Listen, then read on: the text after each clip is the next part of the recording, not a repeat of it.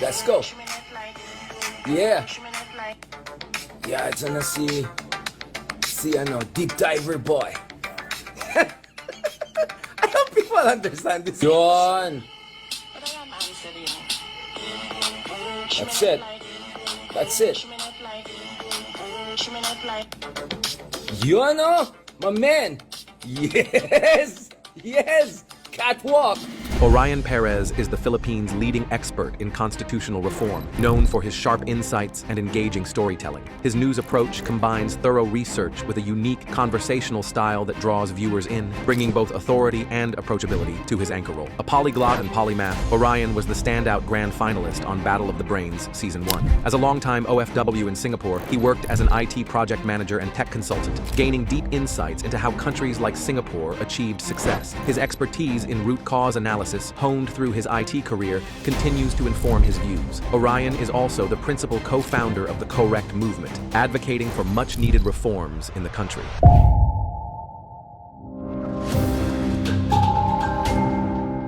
Heydarian strikes again.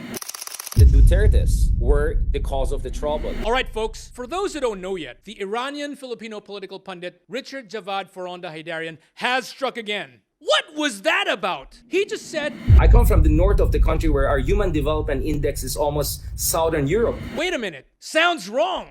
Northern Philippines, like he means Luzon, right? Because the Human Development Index of Southern Europe is around 0.888, which is considered very high, while the average HDI of Luzon is at 0.738, which is considered high. On the other hand, Heydarian says, but if you go to Mindanao, their Human Development Index is Sub-Saharan African level. Wrong again! Because the HDI of Sub-Saharan Africa is at 0.549, which is considered low, while the HDI of Mindanao is at 0.681, which is medium.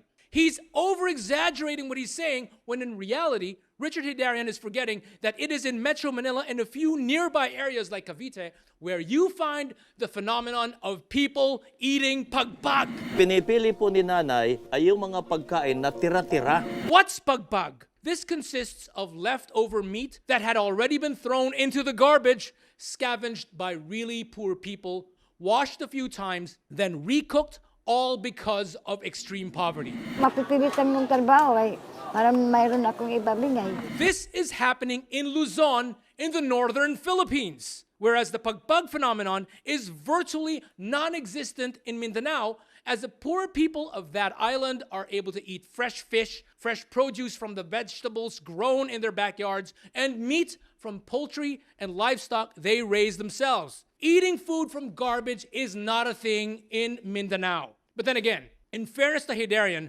there really is an imbalance in the development of the Northern Philippines, or Luzon, versus Mindanao. And this is clearly the result of the Philippines being way too centralized around Metro Manila.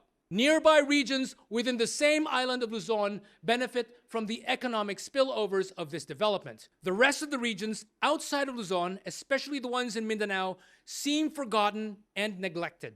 Isn't that why we should actually be talking about the need for federalism?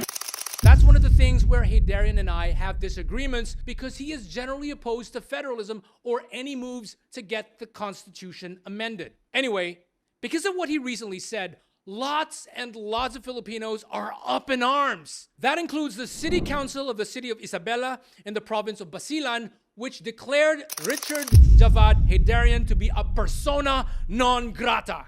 It also turns out that his own former professor at the University of the Philippines, Diliman, my own personal friend, mentor, and collaborator in the pursuit of constitutional reforms, Professor Clarita Carlos, posted on her Facebook account, the sheer audacity of one who labels Mindanao as Sub-Saharan.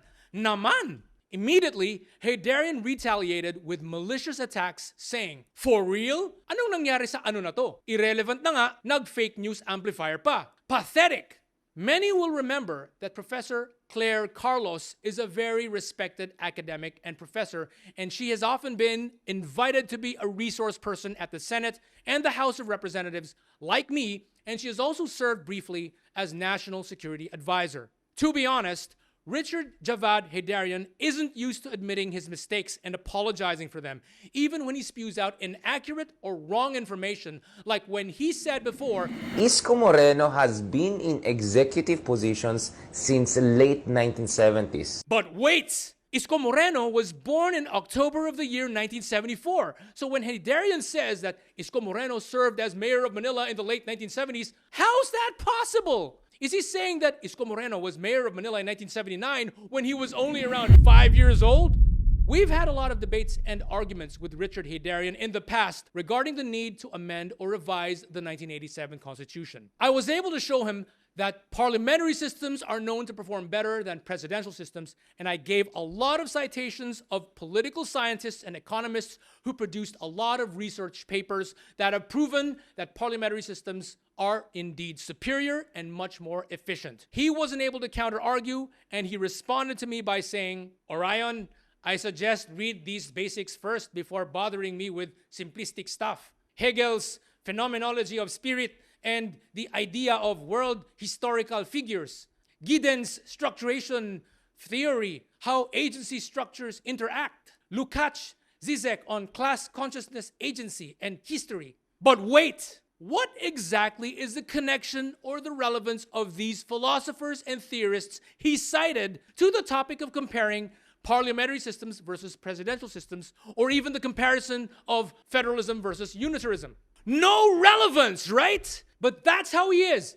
He'd insert red herrings and other irrelevant and totally unrelated topics, apparently just to confuse or befuddle his audiences, or to announce that I'm better than you because I've read these. Anyway, in the correct movement, we have a lot of advocates who have tried having discussions with him, and one such advocate said to him on the old Twitter platform, now known as X, Sir, I believe Dr. Francis Fukuyama himself is one of those famous PhDs who says that the parliamentary system is superior to the presidential system and that the USA should just shift over to the parliamentary system. Heydarian immediately responded with, false! He never said that. I read all his classics. Please, let's not invent stuff to force an outdated issue. Feel free to check the iPhone 12s I suggested. Good day. But that same member responded and included a clip of a video of Dr. Fukuyama. Thanks for the suggestion, sir. But here's a video of Dr. Fukuyama saying that America should have gone with the parliamentary system in the first place. I think I would actually shift from a presidential to a parliamentary system because I just think they work better. There you go, folks. What do you think? Are we still going to allow ourselves to be fooled and hoodwinked by a self-proclaimed expert who has repeatedly spewed out inaccurate or downright wrong information? Isn't it possible that this is one of the key problems of the Philippines, which is why we're not able to fix the flaws of our country, because there are people embedded within mainstream mass media who obviously have a political agenda aimed at misleading the public towards a particular direction instead of talking about facts, updated research, and the truth. My name is Orion Perez Dumdum for PGMN.